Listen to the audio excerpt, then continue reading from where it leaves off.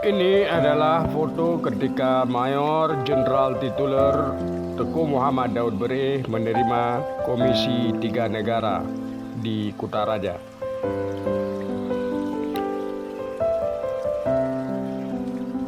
Pada tanggal 10 Maret 1948, para perwira militer dari Komisi 3 Negara tiba di Aceh. Mereka adalah Kolonel Horst Hall dari Amerika Serikat, Kapten Byers dari Australia, dan Mayor Han Tang Chi dari Tiongkok.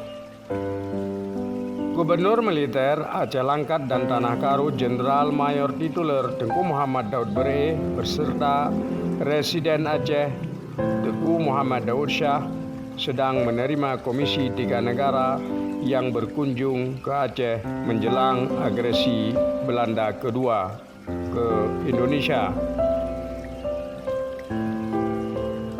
Pada agresi Belanda kedua tahun 1948, Indonesia dinyatakan sudah tidak ada lagi dan Badan PBB di bawah UNCI membentuk Komisi 3 Negara. Kemudian mereka melakukan kunjungan ke seluruh Indonesia untuk memastikan apakah Indonesia masih ada atau sudah tidak ada. Dan satu-satunya wilayah Indonesia yang masih ada adalah Aceh ketika itu.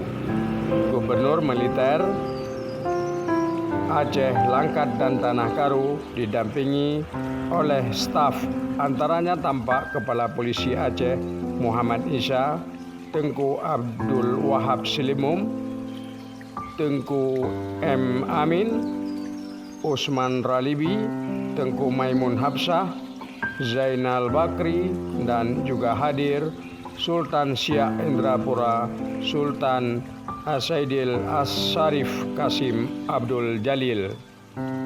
Dengan masih eksisnya Indonesia di Aceh, maka